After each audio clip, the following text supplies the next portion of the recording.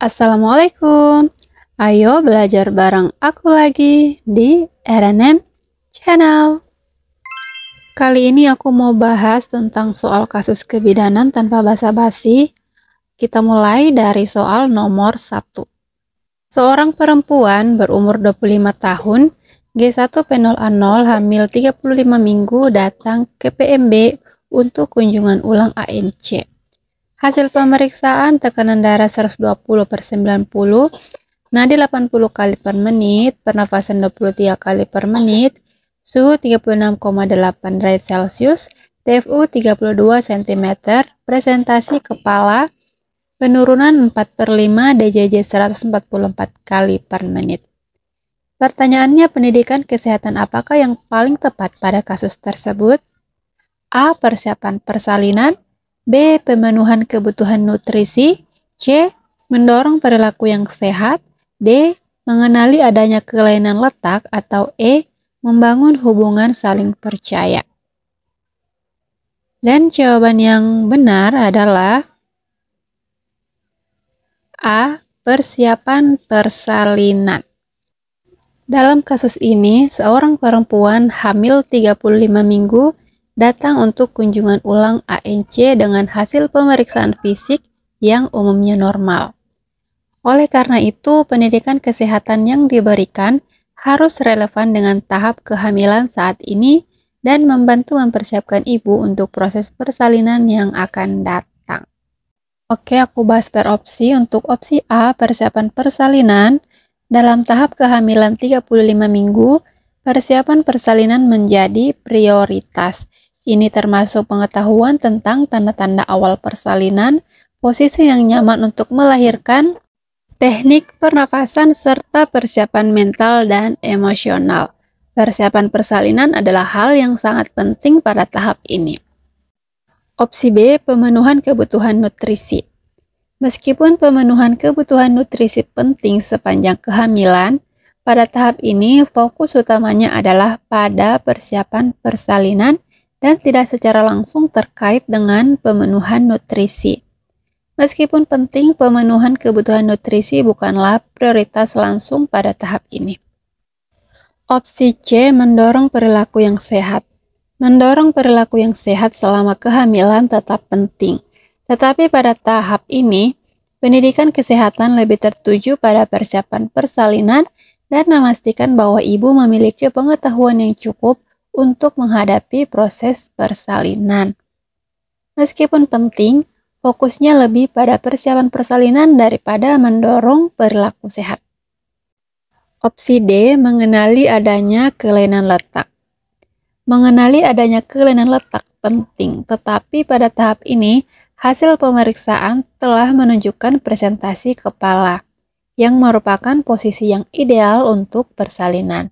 Oleh karena itu, fokus lebih pada persiapan persalinan secara umum. Meskipun penting untuk diwaspadai, kelainan letak tidak relevan dalam kasus ini. Dan untuk opsi E, membangun hubungan saling percaya. Membangun hubungan saling percaya antara ibu dan penyedia layanan kesehatan adalah penting sepanjang kehamilan. Namun, pada tahap ini, lebih penting untuk memberikan informasi dan pendidikan kesehatan yang relevan dengan persalinan. Meskipun penting, fokusnya lebih pada persiapan persalinan daripada membangun hubungan saling percaya. Oke, jawabannya A ya, persiapan persalinan. Oke, kita lanjut soal nomor 2.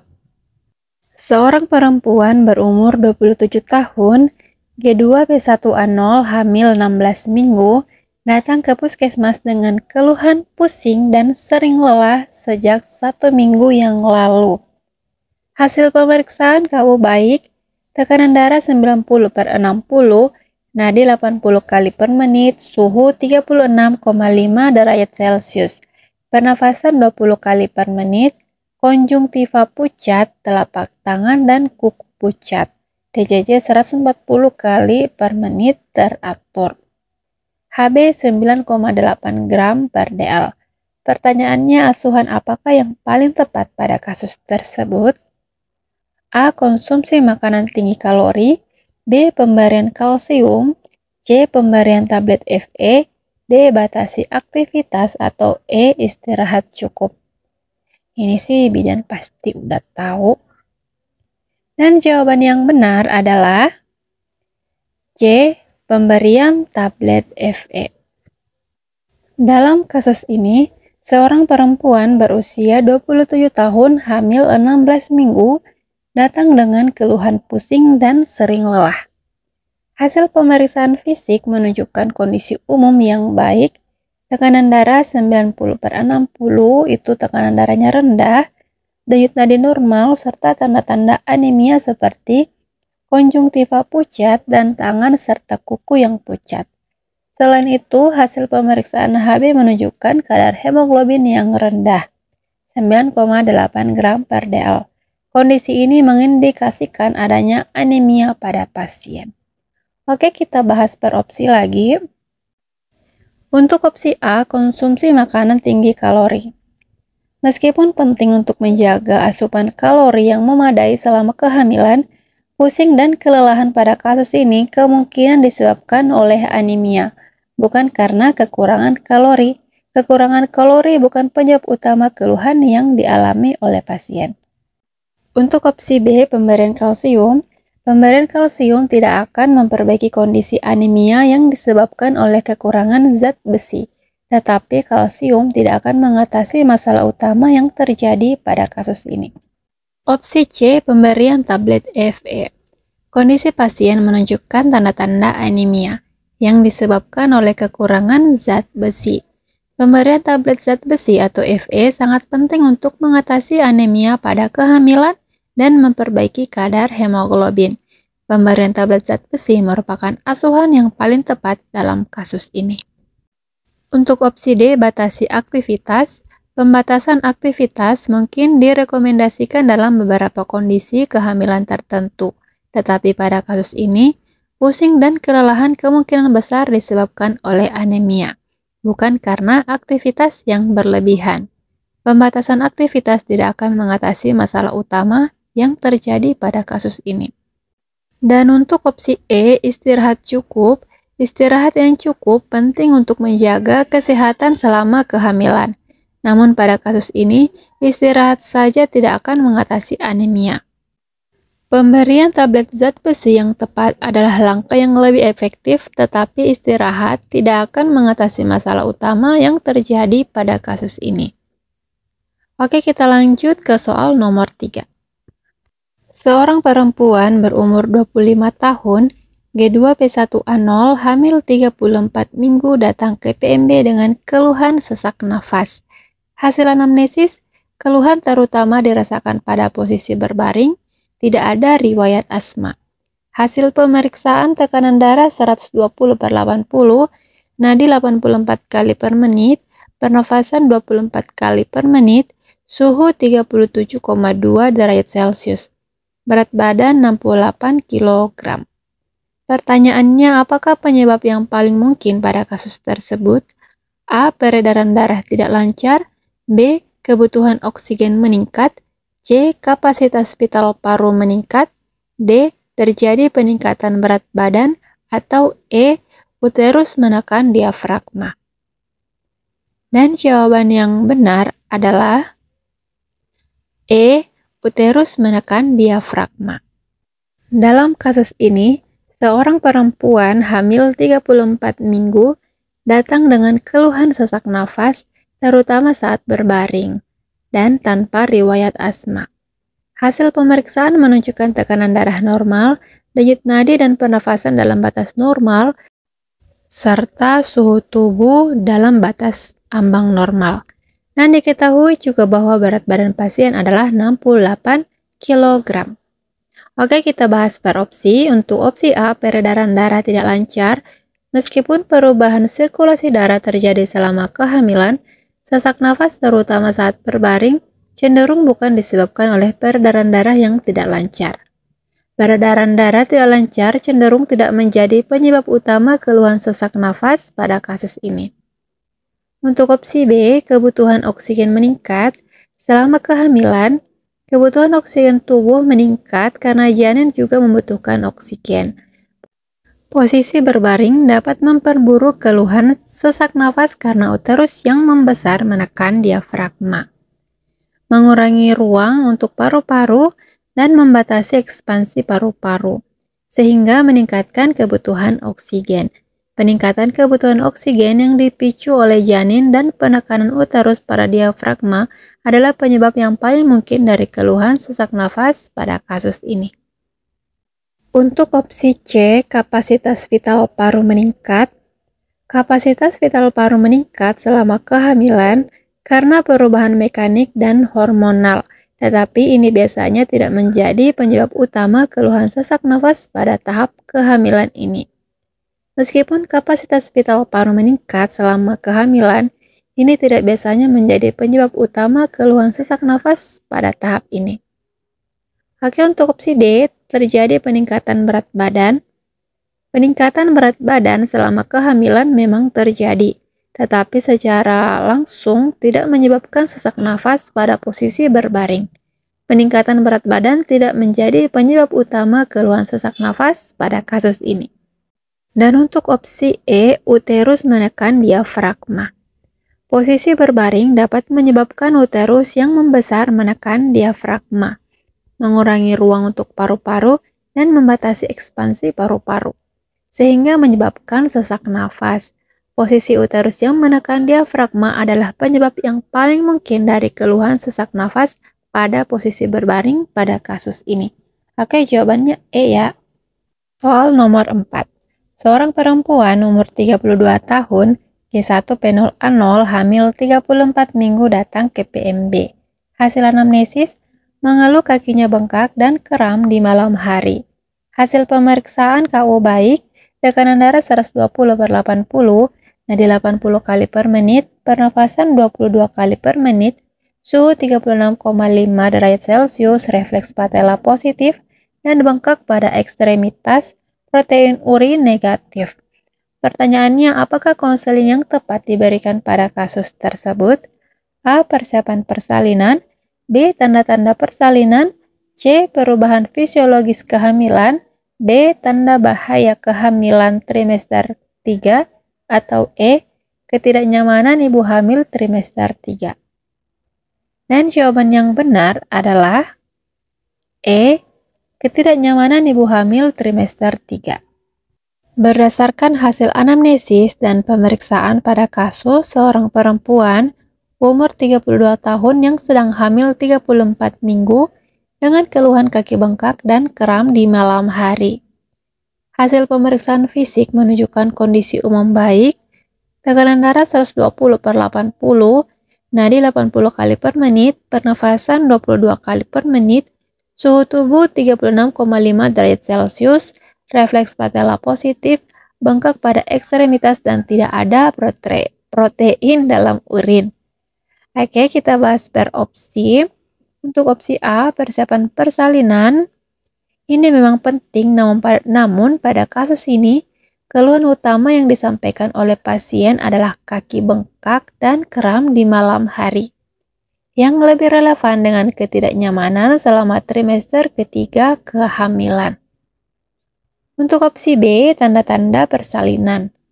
Informasi tentang tanda-tanda persalinan biasanya diberikan menjelang akhir kehamilan atau ketika ada tanda-tanda awal persalinan. Pada kasus ini, pasien belum melaporkan tanda-tanda persalinan. Dan untuk opsi C, perubahan fisiologis kehamilan. Walaupun perubahan fisiologis kehamilan penting untuk diketahui, konseling mengenai perubahan ini tidak sepenuhnya menjawab keluhan spesifik pada pasien saat ini. Untuk opsi D, tanda bahaya kehamilan trimester 3. Menjelaskan tanda bahaya itu penting, tetapi pada kasus ini tidak ditemukan tanda bahaya kehamilan, seperti hipertensi, proteinuria, atau gejala preeklamsi lainnya. Pasien hanya mengeluhkan ketidaknyamanan umum yang sering dialami selama trimester ketiga. Dan untuk opsi E, ketidaknyamanan ibu hamil trimester 3. Keluhan kaki bengkak dan kram di malam hari adalah keluhan umum yang sering dialami ibu hamil pada trimester ketiga. Konseling yang tepat dalam hal ini adalah memberikan edukasi mengenai ketidaknyamanan yang sering dialami pada trimester ketiga, serta cara-cara mengatasi atau mengurangi keluhan tersebut, seperti untuk kaki bengkak, menghindari berdiri terlalu lama, mengangkat kaki saat beristirahat, memakai alas kaki yang nyaman, dan menghindari mengkonsumsi garam berlebih. Dan untuk keluhan kram di malam hari, meregangkan otot betis sebelum tidur, menjaga asupan kalsium dan magnesium, serta minum cukup air.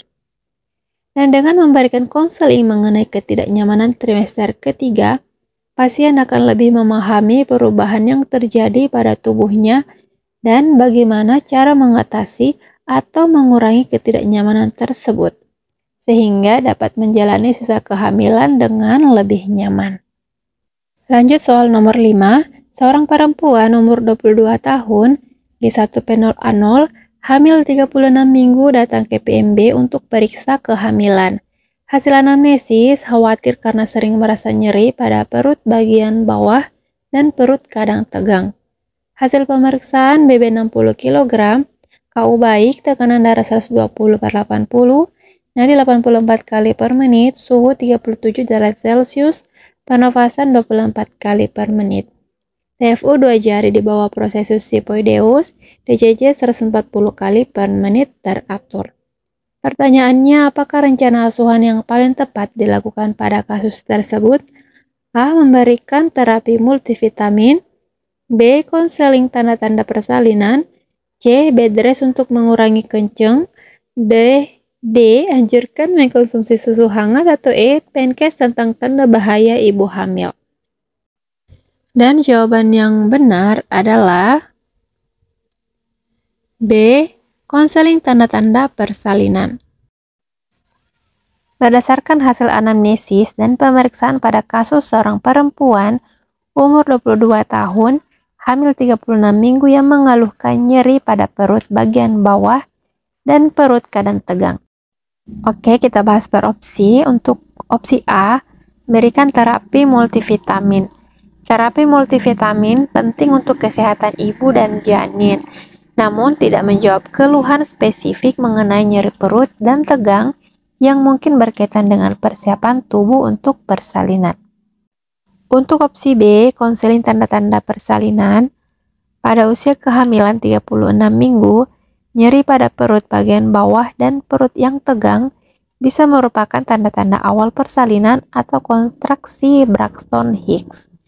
Konseling mengenai tanda-tanda persalinan sangat penting agar ibu hamil dapat membedakan antara kontraksi persalinan sejati dan palsu, serta mengetahui kapan harus segera mencari pertolongan medis.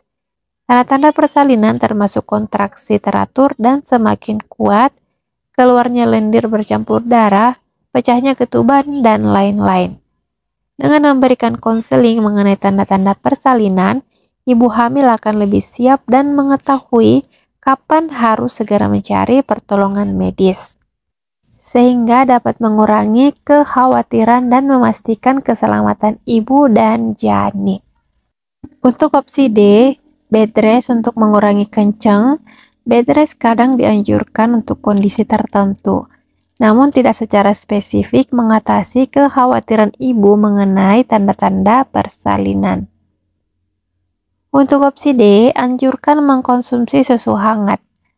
Konsumsi susu hangat mungkin membantu dalam memberikan rasa nyaman, namun tidak secara langsung relevan dengan kebutuhan edukasi mengenai tanda-tanda persalinan. Dan untuk opsi E, Penkes tentang tanda bahaya ibu hamil. Edukasi tentang tanda bahaya kehamilan sangat penting, tetapi keluhan utama pasien ini lebih relevan dengan tanda-tanda persalinan, bukan tanda bahaya seperti preeklamsia atau perdarahan.